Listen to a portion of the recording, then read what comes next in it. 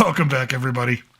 Got my mask on. You know, it's hot in this thing. Can't even breathe in this thing anymore. I figured I'd put my mask on and hide from the world today. Well, it's been one hell of a weekend. So this is my Blue Demon mask, you know. So hold on. Wow. Can't breathe in that thing. All right. Let's put on my El Gallo hat.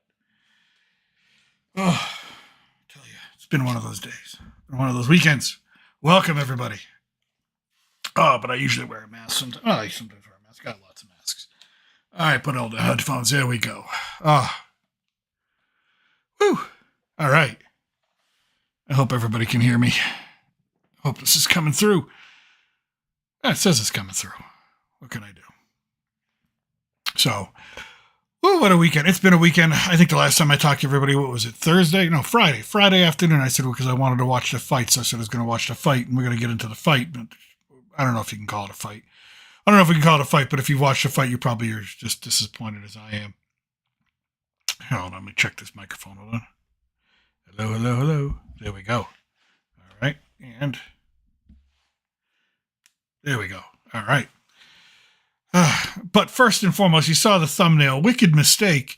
I have not seen the movie Wicked yet. I am going to see the movie Wicked. We're going to get into Wicked right now because I checked some theaters in the United States. They didn't seem like they're doing too much in ticket sales for pre-sales and all that. It was a pain in the ass to get tickets to Wicked because I want to review it. I'm not a Wicked fan. Or Ariana Grande, or I don't even know what the other girl's name is, but I figured, it's a big movie. Let's go review it. Let's go see what it's all about. I don't have anything against musicals. I like musicals. I always talk about Wonka. I like musicals. Singing in the Rain, that type of stuff.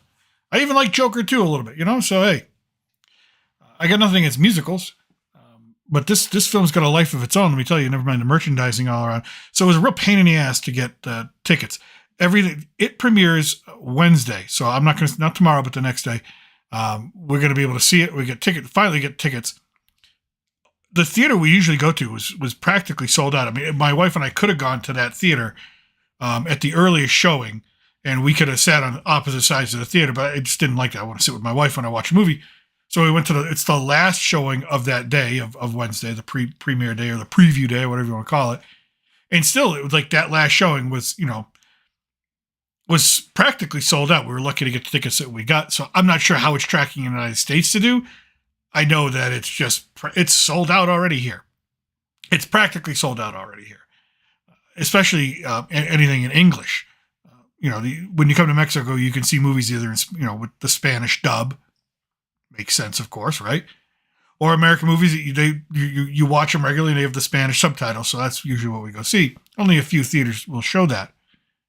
So we were lucky enough to get tickets, and I thought I was actually going to have to go down there because a lot of places in Mexico don't take American credit cards. And you'd be like, well, why is that? Because they don't want to pay the service fee for the exchange in pesos. So literally, I don't have a credit card because all my credit cards are American. I can't buy tickets online. So I had to have somebody else help me out with that. And otherwise, I'd have to go down there just to buy the tickets in advance, days in advance, like it was, like it was 1993 or something. Anyways. So we got our two tickets. We're going to go see it 9:30. It's 2 hours and 43 minutes long. So I said to my wife, I said, well, it's going to be a late night on that one, but I'll still come back and stream live as soon as I see that film. Sorry, I need some Gringo coffee there. Love my Gringo coffee. All right. So we'll come back and we'll do the review on that, but it's already, I know there's a lot of controversy of the film because of the star and the things she said about the poster and making it a very racial thing. And now, of course, one really funny thing happened with this film. And the other one is just sort of like, really, again, we're going to go through this again and we're going to talk about it. But it's the same thing that happened with Agatha. It's just make a film to make a film. You want a social message in it, that's fine. You can put it in there, but just make sure it's part of the film, part of the narrative, part of the story. It's necessary to it all. But when the stars come out and be like, this is a queer film. It's Wizard of Oz is queer. Okay. I've read the original Wizard of Oz books by Frank L. Baum. I never walked away from them going queer. I get it, Wizard of Oz, musicals, Broadway. I get it. There's an element there. So I'm not exactly surprised, but why is that a talking point? Like, why is it a talking? Do you think that's going to sell tickets in the United States where you got to make the money? I don't think it will, because I don't think it really, I don't think it sells, but let's get into some of it. And then, yeah, and then the funny thing, because, the wicked mistake, you'll find out what that is. All right, so let's get into it. And let me just get this all queued up here for you. And boom. Boom. So Cynthia Erivo, that's her name here, sitting next to Ariana Grande, who I was watching some other commentary on Ariana Grande, and I guess people are worried about how thin she is. Being thin's not a bad thing, folks. So I mean, if she wants to be that thin, let her be that thin. I don't think she's hurting for a sandwich. I just found that weird. People commenting like, "Oh, she's really thin. She don't look like she's dying. She looks fine to me." Anyways, so a lot of the music, a lot of the lyrics really refer to, at least according to the stars, they refer to the LGBTQ plus movement, how people feel, all that. So when they came out, and Ariana Grande and Cynthia Erivo were talking about how Oz is the queerest place, and Oz is all queer and all that. I'm like, okay.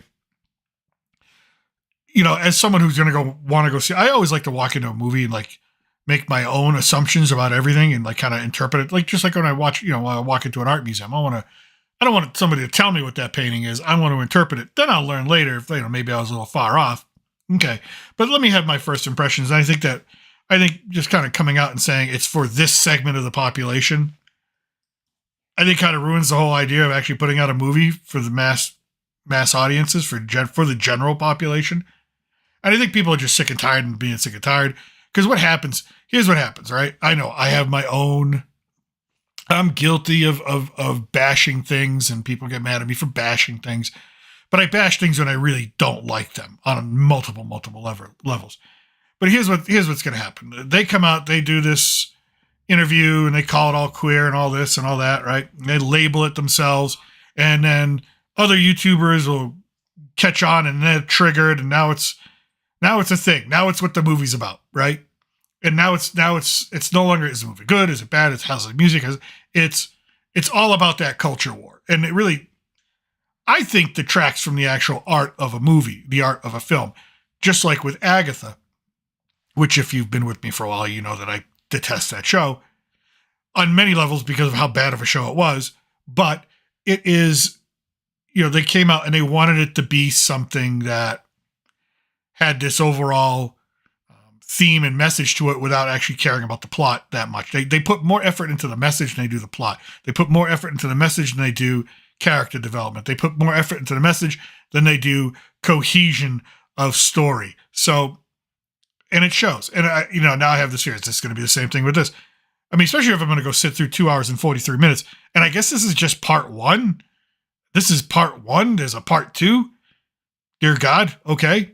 And I know people who love the book.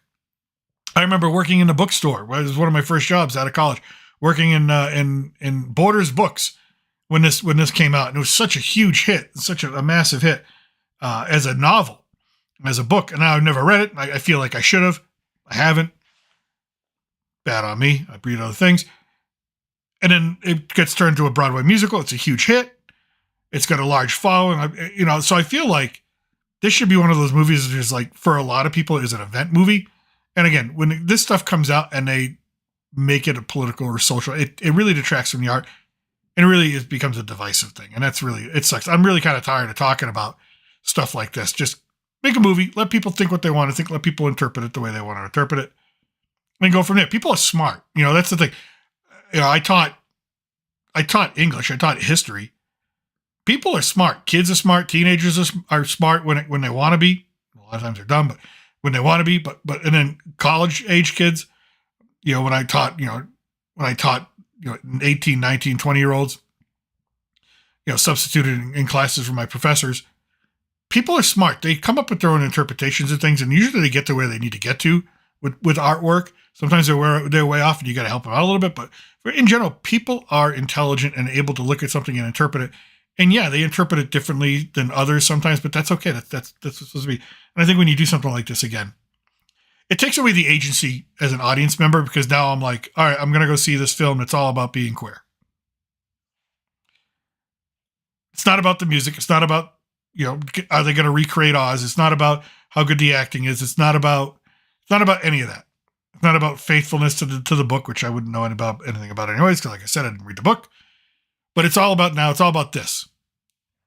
And so when you plaster it and you paint it that way, you've literally, again, removed, I don't know if it's a power thing with actors and actresses lately, or showrunners or producers. I don't know if it's a power thing, a power trip, some sort of ego thing, a narcissistic thing. But when you do that, again, you take away the agency of the audience to appreciate the art the way that they want to appreciate the art, the way that they are designed to appreciate, the way that their thinking is. And they'll get the message. If there's a message, they'll get it. They'll understand it. They'll figure it out. But you know what? They might take away something you never intended. That's a real positive thing. But now they can't, because you took that ability away from them. Anyways. So that's my thing with this movie. So I'll be seeing it. Apparently, though, it has a problem. And maybe it's just gone a little too far. Oh, yeah, here we go. Wicked merch has officially gone too far. This is from the New York magazine. From The Cut. For the past few months, we've been absolutely drowning in Wicked merch, and now we can all agree that things have gotten out of hand. Even Mattel of Barbie fame. The toy company recently had to apologize after accidentally promoting the link for a porn site on the packaging of its Wicked dolls. That's right. You may be one of the lucky people out there that can score it on eBay. You might have a package. There we go. Hey, can someone tell Mattel that the website put on their boxes is a porn site? You get to the porn. Wicked. No one checked that out before putting that on the box. And they went out and they were sold. Bratz Dolls, the movie, the series, the musical. So on Sunday, Mattel announced that a misprint. I thought people I've applied for jobs where it's like you're supposed to check all this stuff. Like the people putting together the packaging, and then they see a website, they don't say, let me see if this website works. Never mind, is it the right website? How about, does this website work? Is this the proper? Someone had to have clicked on it and been like, yeah, it's cool. So that a misprint has been made on the Mattel Wicked collection dolls, which directed customers to the website Wicked.com, a California-based parody porn production company that boasts Hollywood-like quality, instead of WickedMovie.com, the official homepage of John M. Chu's long-anticipated musical adaptation. Quote, "We deeply regret this unfortunate error and are taking immediate action," Mattel wrote, advising parents to throw away the packaging or cover up the link. The doll is for children ages 4 and up, and I'm telling you, if you got 10-year-old, 11, 12-year-old boys in that household, they already got the packaging. According to the Hollywood Reporter, the dolls have been pulled from Target, Walmart, Amazon, and other sellers, but boxes with I love America. Boxes with the misprinted website are being sold on eBay for as much as $800. Now that's a cash grab. I think that's just wonderful. I think that's just way to get some money there. So yeah. So that site, that adult site probably has a lot of free publicity right now, whether it needed it or not. No, I'm not going to go check it out and see if it's real. I'm happily married. I don't need that in my history. If Antonio was here, I'd have him check it out. He's a young man. I'd say, do this research for your dad. I don't know if he'd do it, but anyways. So yeah. So if you check your boxes, if you bought one of these Bratz dolls, check your boxes. You may be able to eBay this sucker for about $800, $900. I don't know what the going bid. I haven't checked. I wasn't going to check. Yeah, it's all over. It broke yesterday. And yeah, there we go. There's a start. That's Australia. Mattel issues apology for misprint on package for Wicked dolls that include link to adult website. I'm probably going to get banned from YouTube for just even going over the story, right? Anyways, yeah, you're buying your little Galindo doll or your Elphaba, whatever her name is, doll, and that's your URL sends you to a place you didn't think you were gonna go. So yeah. See, these say eBay prices rise 500, so the other one says 800. So definitely going up. So stores including Walmart, Macy's, because everybody had these dolls. Everybody had these dolls for sale. I would think that they've been pulled from every. Listen, I used to work retail, so if you know someone in retail, if these dolls were pulled today, they won't get shipped out to like. If they were pulled yesterday or today, they won't get shipped out until like either tomorrow or the next day, right? That's how it works. I used to work logistics for retail companies. So if you know somebody who works in the back rooms and you're like, hey, sell me one of those dolls. Now, they'll probably get fired for doing that. You know, you don't want to get anybody fired, but if they can get away with it and you want one to get, make a few bucks, maybe it's a collector's item you want to have. Maybe you're a Wicked fan and you want the misprint. There you go. You can go get the misprint. Anyways, so lots to talk about. So that's Wicked. We're going to go see Wicked. I hope it's a good film. I hope it's enjoyable. It's, like I said, I don't know if it's going to have an intermission. I told my wife how long of a movie it is. That's why I told her we're going to VIP. We're not doing a regular theater. VIP, like I told you, it's got the nice recliners, leather recliners. You can lie down flat if you want to. You can order food while sitting there, drinks while sitting there. So if I'm going to sit through 3 hours or something and be there, you better believe I'm going to be comfortable. I might even bring a blanket and a pillow, tell you the truth, if they'll let me. So I will be on sometime. Let's see if that's what Thursday morning, my time, probably 2:30 in the morning, to give you my out of theater reaction of Wicked. There you go. But the big story that, the other story I want to talk about is, man, I want to apologize to everyone who saw Mike Tyson this past Friday, who had never seen Mike Tyson fight. You see, I've seen every one of Mike Tyson's professional bouts. Almost. I should say almost. I shouldn't say everyone. It shouldn't be that. But I had HBO back in the day where all his fights were on. I was a Mike Tyson fan. I am still a Mike Tyson fan. And even though this thing left a little taste in my mouth, a little bad taste in my mouth. Him fighting Jake Paul. It was obvious he's 58 years old. Listen, he's in better shape than any other 58-year-old out there. I get that. But his legs, what he's put his body through over the years, boxing, that's a combat sport. No, he didn't have it. After round one, even in round one, his legs weren't there. They just weren't there. He didn't have it. He may have had some punching power, but he didn't have enough to go in that fight. And I think he knew it. We'll talk about Netflix in a second, but I think I want to focus on Mike here. Mike's a legend. Always going to love Iron Mike Tyson for what he was. I mean, maybe not the biting the ear off thing and all that and going crazy. But he was my Generation X's most dominant fighter. And I loved, at the time, I mean, when boxing was big back then, the 80s and into the 90s, especially the 80s, Sugar Ray Leonard, Marvelous Marvin Hagler, Roy, Tommy Hearns, Mike Tyson, George Foreman, Evander Holyfield. I mean, those are some names. Boxing is nothing of what it is nowadays. It's just not, and you know what?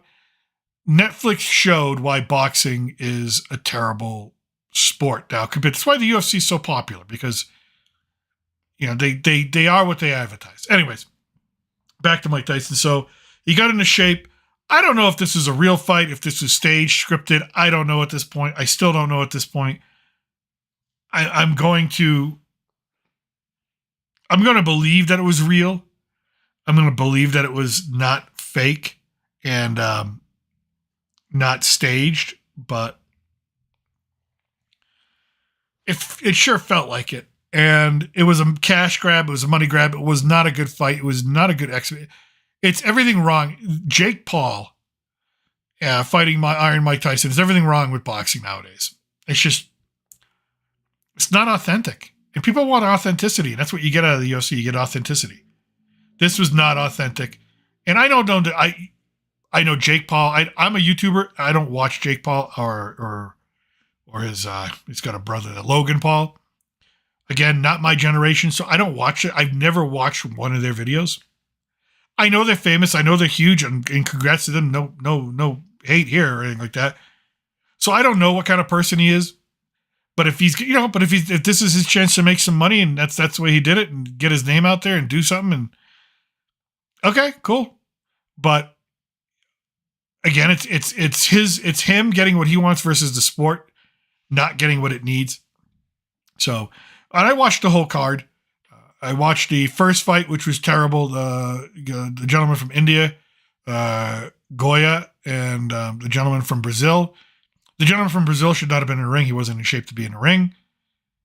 In case you think I don't know what I'm talking about, my father was a heavyweight boxer in amateur heavyweight boxer, so I do know a little bit about boxing.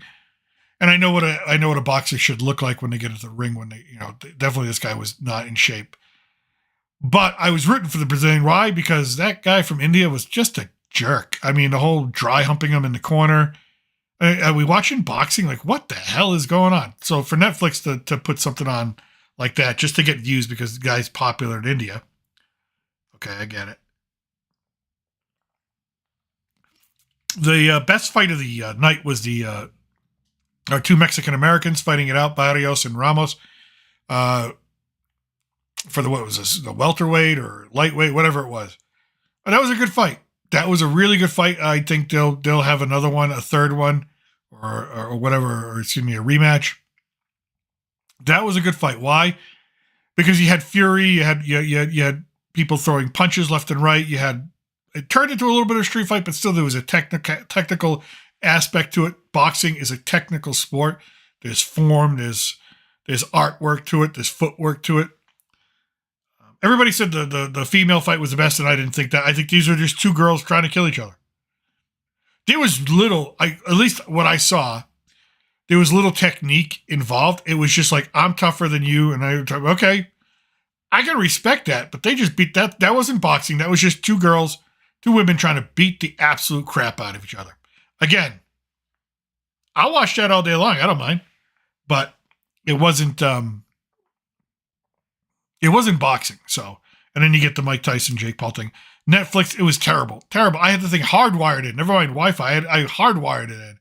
And it was still dropping and dropping and dropping and dropping. I had to restart and restart. It just got frustrated. At one point, I was like, I didn't think I was going to be able to watch the fight. I just was like, okay, that's it. I talked to my son in Europe. He got up to watch the fight. It was like 2:00 in the morning for him. He has same issues over in Europe. I know a lot of you posted issues in the United States. And here's the thing, they're going to do the Chiefs-Steelers game on Christmas Day. Good luck. WWE, maybe you should rethink that contract deal you signed with them to do all the live programming, because can they handle it? I mean, unless they're going to add servers or just rethink their whole strategy technology-wise, that would be scary. There's a lot. I think the technical difficulty showed a lot. And then the announcers, again, nothing against Roy Jones Jr. Okay, cool. Rosie Perez, I think that's her name, Rosie Perez. I guess she's a boxing fan. Okay, she didn't add much. And the other guy, I think his name is Morrow, used to be a WWE announcer. I think Cedric the Entertainer. Why? The other gentleman in the middle, he was a boxer. The young lady that was leading that commentary at the table, she was reading from a script. I guess it just didn't feel like they were interested in presenting boxing in an authentic way.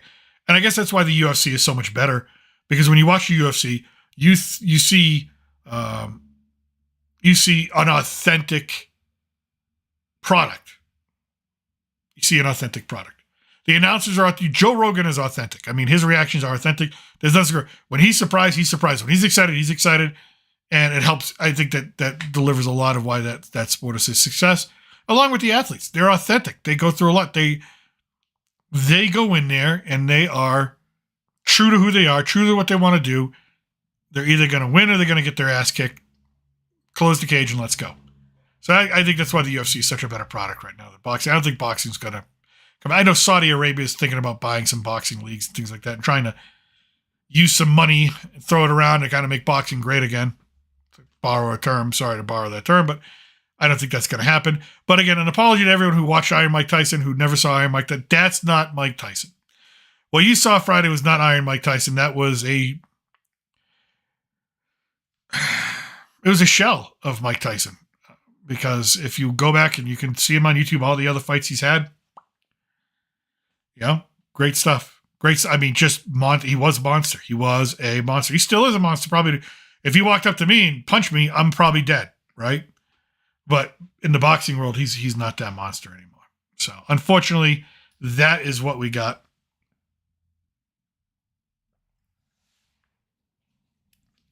That's good coffee. That is what we got, and not much you can do about it. Is what it is. Feel duped. Feel like I wasted a night. I think Netflix lost a lot. I would like to see the numbers in a week to see how many subscribers they either lost or gained over this whole thing, because they didn't look good coming out of it. They didn't look good from that standpoint. Either way. But let me know in the comment section below if you watched the fight. If you watched any of the fights, did you like it? What did you think? Was Netflix a disaster for you too? Let me know. We'll find out. All right. Now, we got lots of stuff going on here. We got to go to our other browser here. Give me a second here. Boom. Boom. Boom. All right. Here we go. Hollywood Reporter. All right. So movie news. We talked Wicked. Wicked is coming out. And I guess for you in the United States, Gladiator 2 hits theaters this week, right? And I already posted a whole review on Gladiator 2 as well as Red 1. We've seen them both in the last week. And I got to say, I liked both movies for different reasons. Again, a lot of people hating on Red 1. Some people are hating on Gladiator 2, but Red 1 is not, I mean, if Red 1 is $250 million budget, it's not making its money back. It's just not going to happen. It opened to $32 million in the US and about, you know what? I have it right here. $50 million internationally. Internationally, they love The Rock. They love Chris Evans. They wanted to see this movie. It did really well. I think I told you that in that review. So it's at $84 million. For $250 million, okay, let's just say, for argument's sake, it's $250, because a lot of people throw it around $250. Studios are saying, no, it's lower than that, but they're not giving a number. So let's just say, for argument's sake, it's $250. It means you got to make $500 million to break even. It's not making $500 million to break even, especially with Gladiator 2 coming out, Wicked coming out. You got Moana 2 coming out. You got all these other, and in December, you got Sonic 3. You got Craven. You got other movies coming out that's going to cannibalize it. And then, you know, with the exception of a couple of movies, or a handful of movies, it just seems like the United States, just people in the United States, which is where you make your money. I mean, I could talk about the worldwide box office. You can talk about China all you want. Talk about Latin America all you want. Europe all you want. But if you don't make it in the United States, if you don't have a decent box office in the United States, the world ain't going to carry you. Your movie's going to fail financially. So I just don't see it. I mean, 34 million, usually it just goes down and down from there. You know, very rarely do movies pick up. I think the last time we saw that was with Venom, The Last Dance. That had legs. It hung around and made a ton of money. This one, I just don't see it. Again, I liked the film. I did. It's a Christmas movie, and I went in thinking it's a Christmas movie, and I just want to watch a Christmas movie, and I could care less if it's got a friggin' plot hole. You know? But I get it. People look for different, but it's how I review movies. But it's not going to make its money back. And yeah, maybe it should have just gone straight to Amazon Prime for streaming. It'll hang out there for a little while for the next few years. I don't know if it's going to hang out for long. I mean, there's still holiday classics that we still watch. But 84 million is not going to cut it. When you got to make way more than that. You got to make at least 500 million to break even. Yeah. So I don't want to see anybody fail. I never want to see anybody fail. I always tell people, I don't want to see any movie fail. I want to see every movie make money. I want to see it all be profitable, especially if it's something I like. But that's not going to make it. It's not going to make it. But if you want to see a Christmas movie, go see it. Have some fun. Gladiator 2 coming out now. I told Gladiator 2 was sold out here, sold out around the world, apparently, or at least doing really well around the world. Because before it even hits the United States, its international box office opened. Its overseas debut, they call it, opened to a record 87 million. I believe that is Paramount. Is that who did it? Paramount? Paramount. Yep, Paramount's largest launch internationally this weekend ahead of its November 22 domestic debut. Oh, you guys have to wait till 22nd. It's Amazon MGM wisely chose to open the film early overseas and voted for but I believe this is Paramount's largest overseas international debut. Let me see here. Yeah, Gladiator 2 roared to a record-shattering $87 million. Oh, what happens when you don't know what you're doing? Sorry. Hitting the wrong button. Hit the wrong button. Gladiator 2 roared to a record-shattering $87 million from 63 markets, the biggest R-rated international opening in history for Paramount, as well as the biggest foreign launch ever for director Ridley Scott. All right. Ridley Scott, you gotta, hey man, you gotta love it when the old men come back and they do something classic. I really like this film. I thought it was really, really, really good. I think it's gonna do well. I think once word of mouth people start seeing it, I think it's gonna do really, really well. So, it's off to a good start. It's box office, or it's. I couldn't find an exact number for its budget. Could not find an exact number for its budget. It did 11 million in United Kingdom, 10 million in France. That's pretty decent numbers. 4.7 million, almost 5 million in Mexico. To give you an idea, a ticket to see this movie in Mexico in a regular theater, well, actually we saw it in 4D, so it's actually probably a couple bucks more. 98 pesos. It's less than $5. So you do the math. How many tickets that sold? Here, Brazil, seemed to like it. Australia, 5 million. So, yeah. Italy, I expected more out of you, Italy. It's the Coliseum. So, you got 2 hour, 28 minutes. It doesn't feel like 2 hour, 28 minutes. Let me tell you, doesn't feel it. Keeps a great pace. Great pace. I was just engaged. And again, just like you want to go see my review, I got it posted again. I took the review, cut it down, put it a regular review online.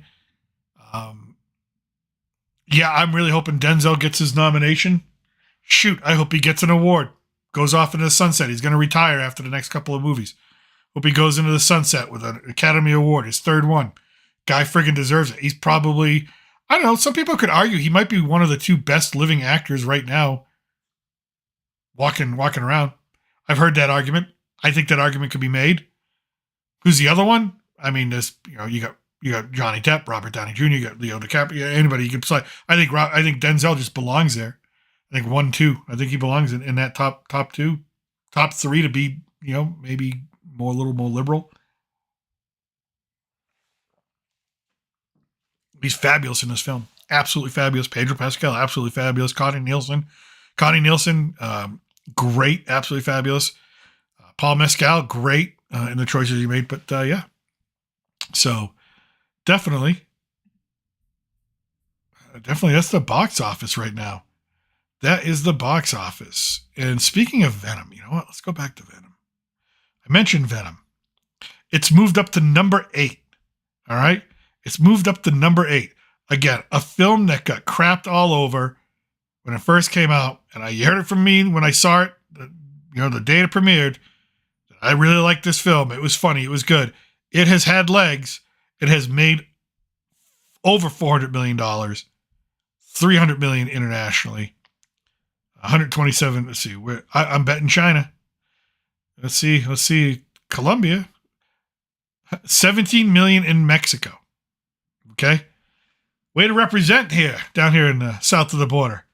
Way to represent. Oh, we beat out China, 14 million in China. South Korea, so Venom, really popular. Germany, 11 million. So I love to see this. I love to see a movie that's just, defies expectations. It does what it needs to do. But there you go. So you got Wicked hitting, you got Gladiator 2 hitting, you got a lot of different things you can watch at the box office. Again, Gladiator 2, I don't think you're going to be upset seeing that. Red 1, I liked it. I think if you look for a holiday movie, there you go. Wicked, I'll let you know Wednesday. I'll let you know if I survive that experience. And I'll let you know exactly just how, I don't know, how activist the movie is, I guess is the best way to put it, because that's exactly what the actors and actresses said about it. that it is activist, and that it is that it's something that people are gonna pay attention to. Anyways, so with that, all right, let's get to our main topic of the day. Boom. Celebrities leaving. Don't come here. Don't come here. You know, I had it up. I guess I don't have it up now. So, you get all these celebrities. And I wanted to speak to this about this because I think there's a lot of misconceptions. Over the last, 2 weeks now, people have been threatening to leave the country, leave the United States, move to another country. Do me a favor, don't move here.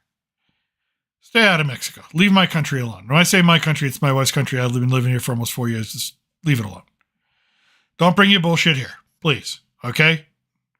Nice country. Good people. It's a religious country.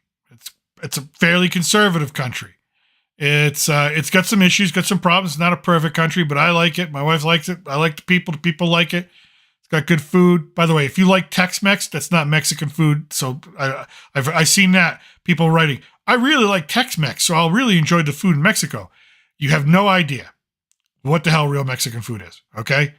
All right. You go to, most places south of Mexico City don't know what a friggin' burrito is. It's an American thing. A chimichanga, they'll look at you like you got two heads. They don't know what the hell that is, all right? Anyways, don't come here, whether you're a rich celebrity or not, and just because you want to run away from Trump, don't come here. Don't bring your bullshit here, right? This is a lovely country. And I really wanted to say that. I really enjoyed living here, right? And yeah, every country's got problems. Every country's got problems. This one has a very left-leaning socialist president who's a female. I could care less. Doesn't affect me either way, right? I just go about living my life just like I think everybody else should go about living their lives. This country we don't need any more American. The one thing they really can't stand is American BS coming down here. They really can't stand that. I mean, they really, everyone I talk to don't get me wrong. They love the Western, some of the Western culture, the McDonald's, the Walmarts, the Home Depot, stuff like that. Oh, actually, they like that kind of stuff. They like the American dollar being spent down here. They don't want your American BS. They want to live their life. They want to relax. They want to enjoy life the way that they know how to. They don't want that. They don't want your American culture. They don't want your problems. I certainly don't want them here either. I would never give it to them if you want to come here and live like a Mexican, that's fine. Just keep, live like a Mexican. Basically keep your mouth shut. Don't tell people that you're better than they are because that's exactly what you think. You're not. Don't come in California, my country, down here, please. But there's so much going on. People saying they're going to move. Go to Canada, all right? Go to Canada. They'll love you up there. There's a lot about, people don't know about Mexico when you move here. That you got to know, right? You got to know, but you don't. You think you know, but you don't. You think it's just as easy as just going to plop it in. It's really hard. There's a lot of ways to get a visa. There's a lot of ways to get a visa, but it's not easy. It's not easy to get your residency. It's not easy. It's very difficult to move and immigrate to this country. It is difficult. Granted, if you're rich, like some of these celebrities, okay, I get it. Money cures everything. But if you're just a normal, everyday person, you just want to pack up your life and come here and work from home, good luck. In 6 months, they're going to be like, you need to leave. And they'll tell you that. They'll like, hey, you need to leave. And if you don't, you try to get back in the country, you have to leave. They won't let you back in. So, and I have a wife who's a Mexican citizen, and it's not even easy for me to immigrate here. You think you don't have rights? You think you're crying about your rights and the United States because Orange Man bad? You come here as an American, and it becomes extremely difficult for you to own property. It'll become extremely difficult for you to open bank accounts. It becomes extremely difficult because you got to jump through so many hoops, so much stuff. And again, I am lucky I have a Mexican citizen as a wife, who's also an American citizen, but she's Mexican.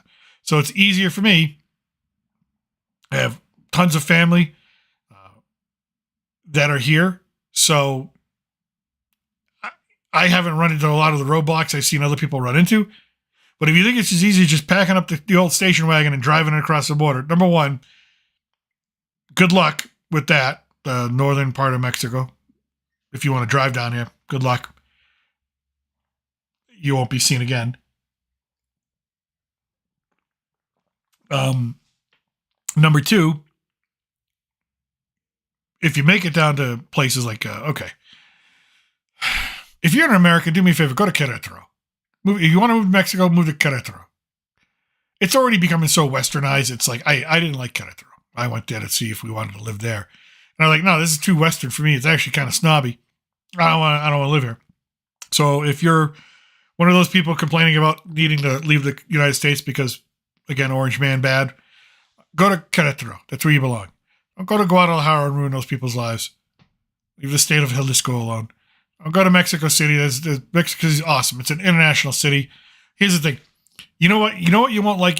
I would love to see the first Independence Day in Mexico.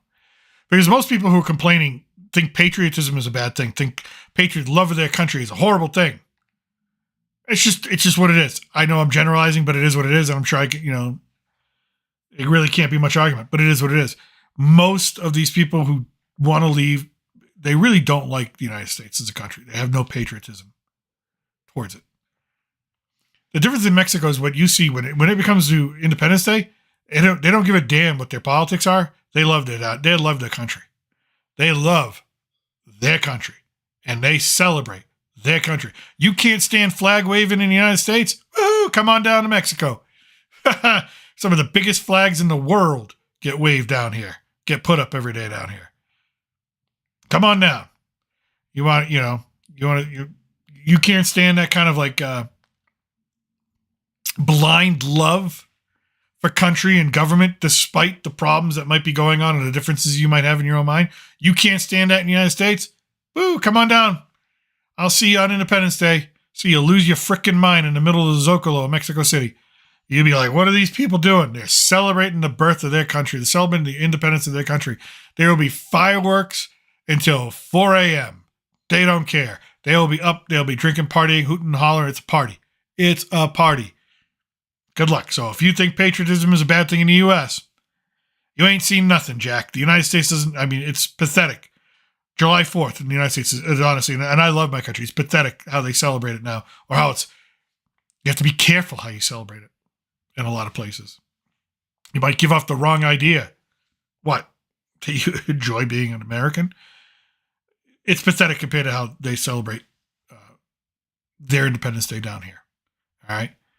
And if you come down, learn the language. Don't try to rely on translation apps all the time because the slang don't always translate. So good luck with that. Bring your dollars. They love you to spend your dollars. Don't try to bargain. Oh, that's the other thing. Oh, my God. Don't be the ugly American. If you're going to come down here, you're already the ugly American. Don't be the ugly American. If you walk up to a little old lady on the street, she's selling you something for 10 pesos, and you want to buy it, don't try to barter with her for 8 pesos. No, pay the 10 pesos. The woman probably walked 15 miles from down a mountaintop for this thing that she made by her hand, and you want to, get an extra couple of pesos out of her? No, just pay the 10 pesos. Don't do that. All right? Don't be that person. Pay the 10 pesos. It's 50 cents to you. Stupid American. Yeah. Believe me, I call myself the Gringo for a reason. I've been yelled at being called a Gringo before. In a bad way and a good way. So, I know what it's like. I've made the mistakes. I'm just trying to keep you out of it. They're national monuments. Don't go crawling all over them. You go to see the pyramids, they don't want you climbing on those things. All right? Don't think you're looking for your don't do it for the gram. I see, oh my God. I wanted to kill some people. They're just, I didn't know if they were from somewhere in Asia. I'm just going to say some country in Asia. I can tell they're from, right? Young girls, and they're crawling all over trying to do their pose for the gram. I'm just like, get the frig down off the Pyramid of the Sun. Leave the Pyramid of the Sun alone. It's not what it's there for. Just get down. Jeez. I've seen it's amazing, amazing how some people treat other, cultures, monuments, and have lack of respect. Have some respect. Have some respect. Yeah. Yeah. Not everything has hot sauce on it. Not everything is jalapenos and hot peppers. Don't get me wrong. You can get your hot peppers and your jalapenos and all that stuff if you're here. You definitely get that. But not everything's like that. Enjoy the food. Not everything's a taco either. Okay? They have other kinds of foods here. They love their tacos. I love their tacos. They're great tacos.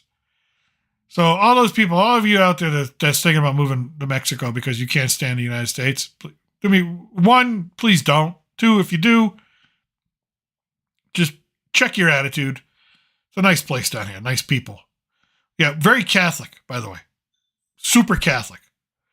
There's Catholicism everywhere. Everywhere you turn. Every street you go down, there's Catholicism, okay? So if you don't like religion, probably not the place for you, okay? Just saying. Just saying. There are whole blocks of streets dedicated to just selling religious items. When I say religious items, I mean, when you go to a church, you get the priest, he holds up the chalice, the cup, and he's got the little, you can buy your own communion wafers. You set up your own little church in your own little bedroom. You buy enough stuff there. But I've seen it. People do it. It's crazy. That's how Catholic they are, okay? I got Santa Muerte right behind me right now, okay? Hanging out, hanging and banging, keeping an eye over me.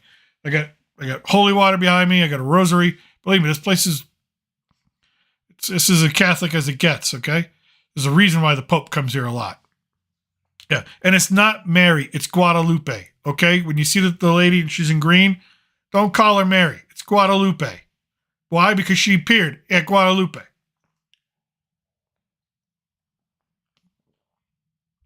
So stop mixing that up. I know it's the same person, but they call her different. Just have the respect. You know. And when you go to the churches and they're having mass, don't pull out the selfie stick. I've seen that too. For crying out loud. For the love of all that is Pete and holy. Don't the selfie sticks at the mass. Wait till the mass is over. Then you can take your little selfie of wherever you use selfie sticks in your videos and stuff like that. Just please. Again. It's an actual mass going on. It's not a show. It's not a TV show. So anyways, I can't wait to see all these newbies come down to Mexico, and then in about 3 months afterwards, they're going to be like, we made a mistake. Oh yeah, you did. Oh yes, you did. So, but I love it here. Why? Because it's relaxing. It is quite relaxing being here. It is quite relaxing. When work is over, work is over. They don't believe in working yourself to death here. And they know how to party. Like, if you get invited to a party, so my wife, I said to my wife, we got invited to a party one weekend. Out in the middle of nowhere. I mean, we're in the middle of nowhere. Probably about 3 hours from the nearest city in this little town. I said, my wife said, you notice there's no police here. I go, yeah, I noticed there's no police. It's so rural.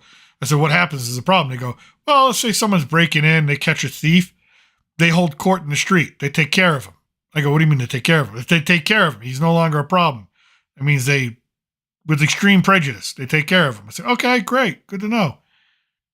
Excellent. But I had an awesome time. But these parties, they set them up, and they're designed, you show up at first, you have something to eat, and if you live in a town, you go home, you relax, maybe take a nap, you go back to the party, and you start your drinking, and then the drinking doesn't stop until like 6, 7 o'clock in the morning, and then you go back home. So you've literally been drinking for about 10 hours straight and dancing and partying and all that and having a blast. It'll test your stamina, man. I remember one Christmas Eve, I looked at my wife, and of course she was hammered as all hell. And it was like 5 o'clock in the morning, and then I got the kids with me, and I said, I think we're going to go. I think you're going to stay here drinking with your cousins, and I think I'm going to take these kids home. But, sun was coming up, and that was it. That's how they do things. It wasn't like a one-time thing. No, it's just like, that's the expectation. They love to have a good time, and it shows. They work hard, they play hard, and that's the way it is. But again, I've seen all these articles. People, we're going to Mexico. Please don't ruin this country. Please don't. Don't come here and have a problem. All right. Anyways. That's my soapbox for living in Mexico. I love it here. I don't want you to ruin it. Okay. Oh, what else is going on? Here we go. Oh, speaking of leaving stuff. Blue Sky has the juice. Anybody try this yet? Blue Sky? Anybody? Like, I've got Twitter. So I opened up Blue Sky today. It's supposed to be the non-toxic X. Let me tell you something. It's pretty fucking toxic. It's first thing I see is a cartoon picture of some kid on a side of a building urinating on top of Donald Trump. And I said, Ma, I think that's pretty toxic. It's basically it's liberal toxicity. That's exactly what it is. And they call it a safe space. Ain't no safety there that I saw. I mean, it was liberal hate, picture of a mushroom. Liberal hate, picture of a mushroom. F Trump, picture of a mushroom. Like, I don't know what's with the picture of the mushroom. And from the Hubble telescope or whatever that telescope is right now, whichever one they're using, of Neptune and things like that. I was like, all right, that's great. I didn't post anything yet. I want my first post to be carefully thought of on Blue Sky. Apparently, they get 3,000 complaints a day. Blue Sky has to, so basically everyone's narking on each other. So the minute, I think if you post something conservative, you're going to get narked. So we're going to test that theory out one day. I just want the most appropriate, I don't know, piece of footage or picture or something. Yeah, it's going to be MAGA. Yeah, it's going to be Trump. Yeah, it's going to be that. It's going to be, hey, remember me? I'm the president. Here I am. It's going to be something like that. And I'm going to post it on Blue Sky and just see exactly the response that I get. But as far as it being and I guess it's gotten like 1 million or it's up to like 10 million people using it. I don't know. Jack Dorsey was the one who created X or Twitter. He created this. He even left this. He left. He said, no, this is not going to work. He's like, this is too much BS going around, too much complaining, too much narking on each other. And that's exactly what you're going to get. But actors, directors, musicians, and journalists are among the millions who have joined Blue Sky since the presidential election. The equivalent of picking up your ball and going home because you don't like the score of the game. It's like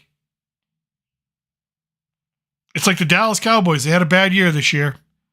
Well, next year, Jerry Jones is just going to create his own league, his own football league, so to ensure that the Cowboys win all the time. It's not going to be competitive. It's not going to have anything diverse or different or anything like that, or new or creative. It's just going to be that.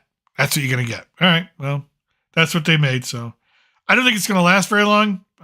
The one thing people seem to have a lot of is time on their hands and a need to make sure that safe spaces aren't exactly a thing.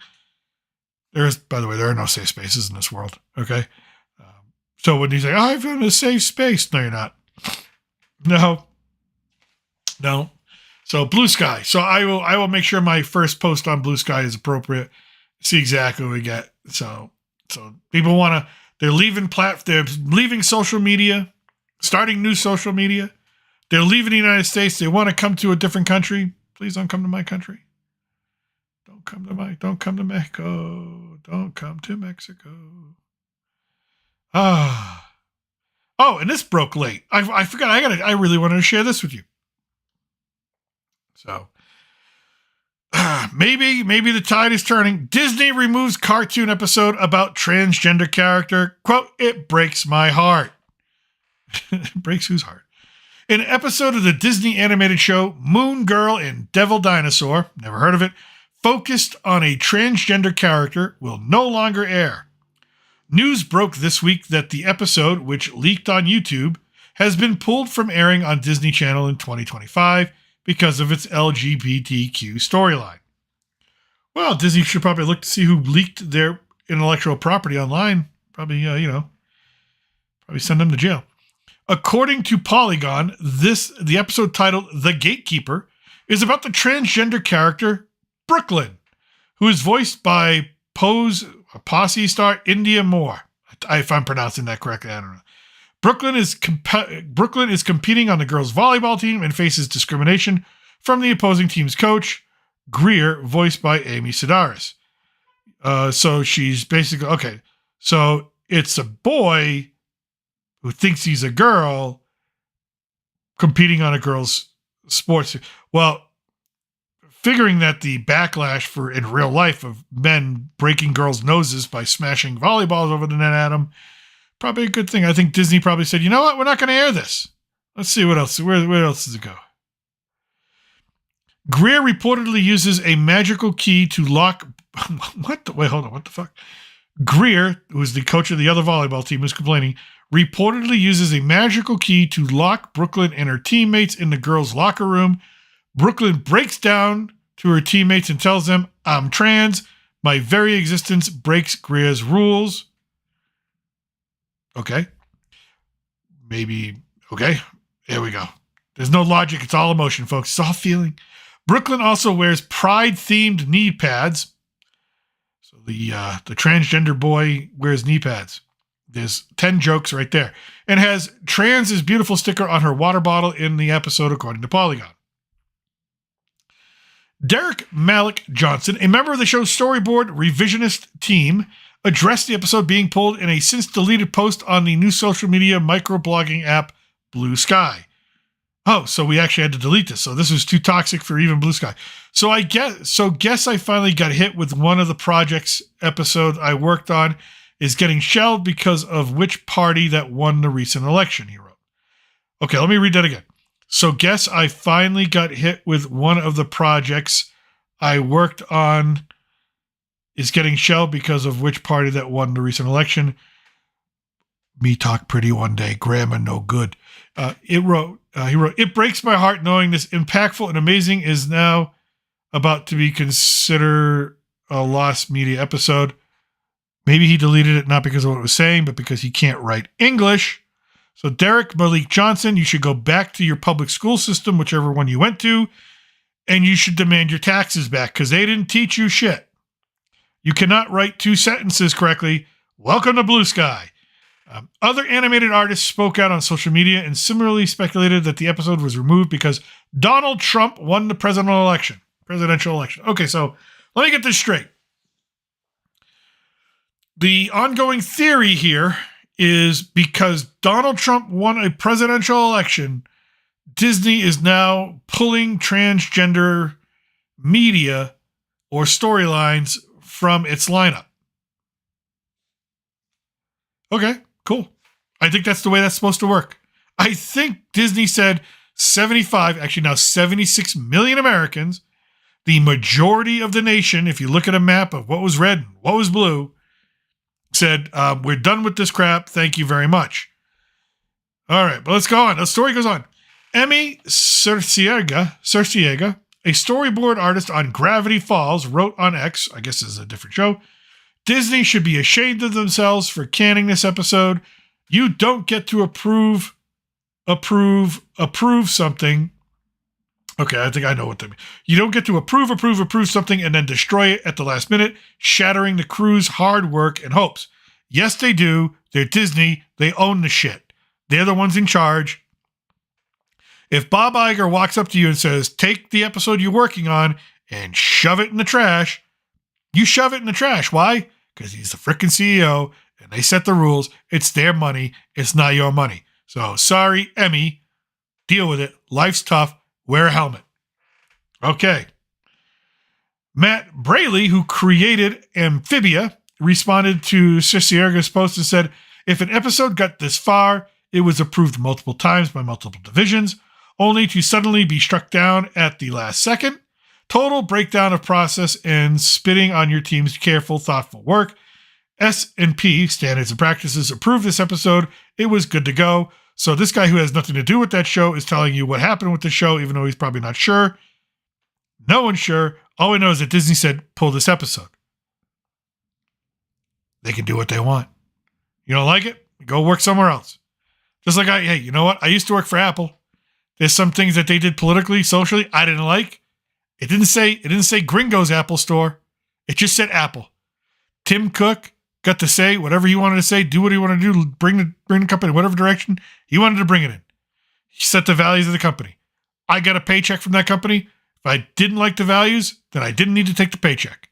But I wanted my paycheck, so I did what I needed to do.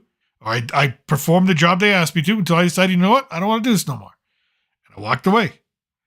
It's as simple as that, folks. As simple as that. If it ain't your money, it ain't your company, you walk away. Good luck. Let's go on. Quote, the action being preemptive makes it so much worse to me. Why? Instead of airing it and then going, shit, we shouldn't have aired that. That sucks. Barely added in a second tweet. The absolute cowardice in second guessing when actually this is when the content is needed most. Actually, no, the content is not needed most because 76 million people said no thank you. And Disney saying we need money, we would like to make money. Disney is a for-profit company. And somebody there remembered that and said, you know what? We don't need any more of this controversy. They saw what happened with Agatha. Right? They saw what happened with everything else before that. They saw what happened with The Acolyte. They're tired of losing millions. However, a Disney source told Polygon that the show's decision was made over a year ago and was not based on the outcome of the election. Again, we got an anonymous source. Take that with a grain of salt. In this case, the decision was based on this specific episode, not because of the character being trans, the insider claim, adding that the episode is not banned but is being held. All semantics, folks. All semantics. That's just Disney covering their ass, trying not to piss off a certain segment of their community right now that they don't want to piss off until they figure out how to deal with it. The source also said that Disney is really proud of the show and that the company is respectful of the role that parents play. Ooh, this is new.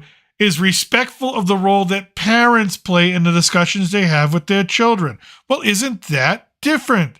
I think if you go back 3 or 4 years and you had the Parental Bill of Rights and how Disney came out against that, how Disney said that, no, parents shouldn't have a right to be involved in this stuff. No. The so-called Don't Say Gay Bill, which wasn't the Don't Say Gay Bill, it's the Parental Bill of Rights. That's a real different story right there, isn't it? Nice. Moon Girl and Devil Dinosaur is based on the Marvel Comics character Lunella Lafayette and her dinosaur companion. So it's a Marvel show. The show premiered in February 2023 and won 5 Children's Emmy and Family Awards, but it was canceled after 2 seasons. Okay. However, Disney still has several more episodes in the tank that are expected to air in 2025. So, there you go. Disney, turning a corner, making a statement. Believe me, listen, folks, this is not accidental. Do you think this is accidental? No, this is not accidental. This was Disney saying, no more. We're going to start paring this stuff down. We want to start making some money.